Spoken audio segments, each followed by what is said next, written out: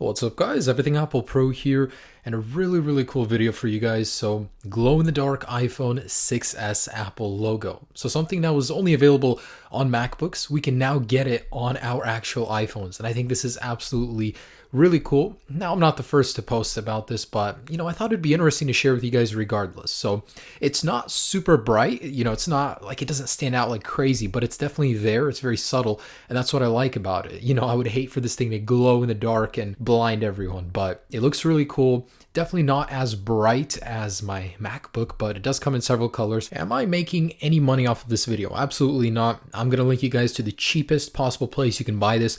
No matter where you buy it, I promise all of the kits are exactly the same. They come from one place. So I'll link you guys down below. If you guys want to get it faster, I'll have an Amazon link down there. I'm making zero money off of this. Again, I just want to show you guys how to do this. But before I do that, should you? So a little review before we get into how to do it. So this is cheap aftermarket, part you're going to be putting into your iPhone. Obviously, it will void your warranty. That's a given fact. Does this work good? It does work good. For some reason, it dims sometimes. I've heard some people can get bad units, so you have to go and replace this, and it's not a fun process to replace it. But in general, it does look good. Now, this is not full capacity of the brightness. It's an iCloud locked iPhone, so I'm not able to get the brightness up all the way. But even as it is at about 60%, it still looks pretty good. It's not obnoxious. It's a very elegant mod. It's just not easy to do. I just want you guys to know that and be prepared. If you don't have patience, you don't have time to do this tutorial. It just will not work out for you. It's something I've actually always wanted in an iPhone. I really hope future iPhones come with this feature because, wow, I'm really impressed. It looks really cool. I'm just a little worried about the longevity of the device. If you're wondering what's the worst part about doing this, probably the fact that you can break your device taking it apart if you're not very skilled. But this was my first time taking apart an iPhone 6s and I did it just fine. Now, does this drain more battery life? Yes, but not by much because it's such a small LED. It shouldn't really be a problem. The whole set for me probably costs about $10 to $12 depending on how fast you want to get it. I'll have a link down below for different prices and different speeds. But in general, would I recommend it? No, I would personally not do this, but it does look cool if you're a brave soul. And I just want you guys to know this video guide is only for the 6S, and of course this will void your warranty. So unless you're certain you want to do this, you want to void your warranty, I would say don't do it. I mean, it's fun, it's cool, but at the risk of losing a lot of money, I certainly wouldn't do that. I bought an iPhone iCloud locked, so just so I wouldn't have to worry about it. But anyways, grab a credit card just in case, but you will have a basic tool set with you. First off, remove the 2 bolts underneath the iPhone. Very simple, set those aside.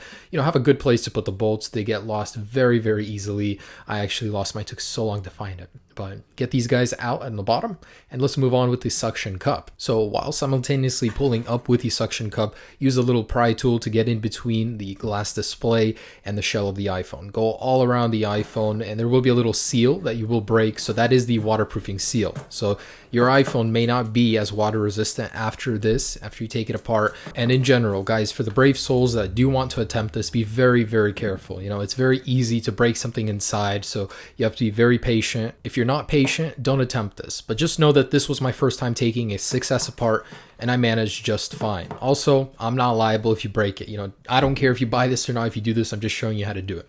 So first off, there will be a cable attaching the Touch ID to the logic board. Make sure to disconnect that. Don't just yank the screen up, otherwise you'll tear it.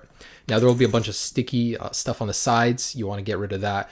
But my phone came with an aftermarket screen, so I didn't even have a Touch ID cable, in case you were wondering why there's no cable on mine. But anyways, go ahead and pull the screen slightly out. Be very gentle here because there are ribbon cables up top. You don't have to remove the display. I did this entire thing without removing it, but if you want to remove it, that plate on the top right with 5 screws, just remove those and you can get rid of the display. And next up, unscrew the 2 bolts holding the plate of the battery connectors. So unclip that battery connector.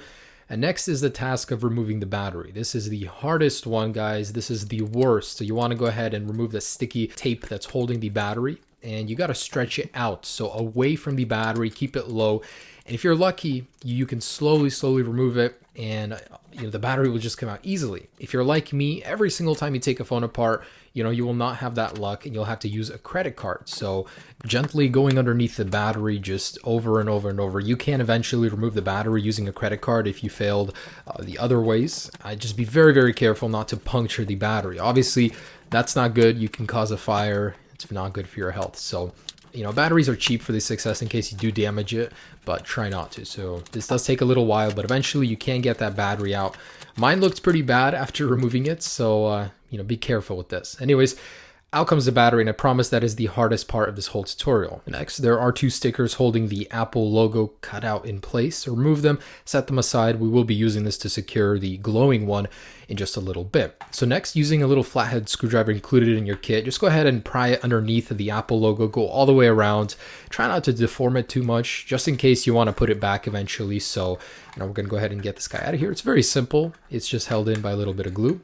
Out it comes, and there it is. So next you want to pull out the glowing Apple logo, and it is a little flimsy, so be careful when handling it, but go ahead and peel off the plastic on top of it. It's going to be a lot harder once it's installed.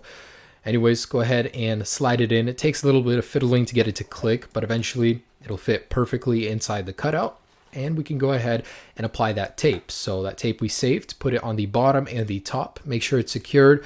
It won't go anywhere because the battery will sit on top of it, but you just want to make sure it's secured with that tape. Easy stuff. All right, so pay very close attention with this part. This is easy part, it's done. So let's get into the little bit more difficult stuff. So I want to go ahead and remove the sticker on top of the connections. This is on top of the display. This is where we're going to be taking the power from with the logo. So it doesn't power itself, it uses the power from the LCD. So it does take a little bit more battery life, but it's such a small LED, really it's not going to be that noticeable. So we want to nestle the connector part in the top left of the metal bracket on the display. So it'll look just like that when it sits. It'll sit on top of the connections perfectly.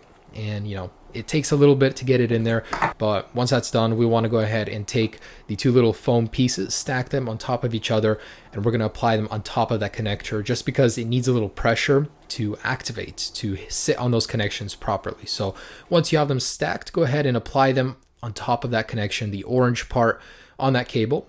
Make sure they sit properly and nice. And then we're going to go ahead and take the other pieces of tape that are included in the little set. Take one of the pieces and go ahead and put it directly over that connector and make sure it sits nice and tight. Apply it, smoothen it out. And then once that's sitting there, we're going to take the other piece and raise it slightly higher. Make sure it's still overlapping with the old piece of tape so it can get some grip.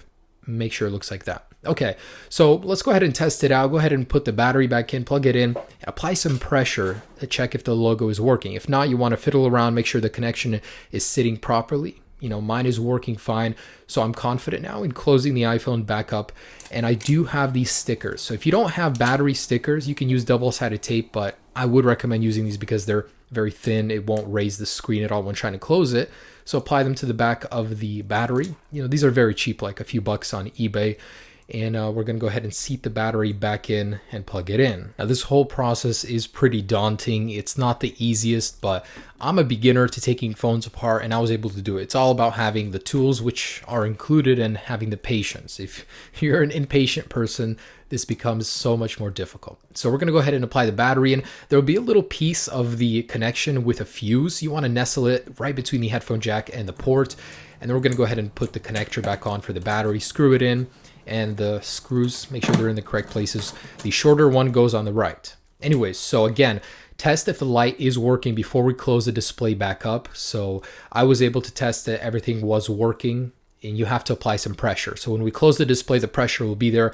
But before we do that, you want to apply some pressure to test if the LED is working. Mine is working, so I'm going to go ahead and close the display back up, and we are ready to roll. So the only thing remaining is that we go ahead and put the 2 bottom screws, the T2s, back in the device, screw it in, and you are all set to go. So considering you followed all of the directions, you should have had no issues. Now, a couple things I noticed about this LED, basically like a mini review. So after putting it in, it works intermittently. Sometimes it will turn on in work, which is about 80% of the time. Sometimes it just goes out and dims for no reason. It doesn't turn on for a while. It's intermittent, and it's not because of the connection. The connection is solid.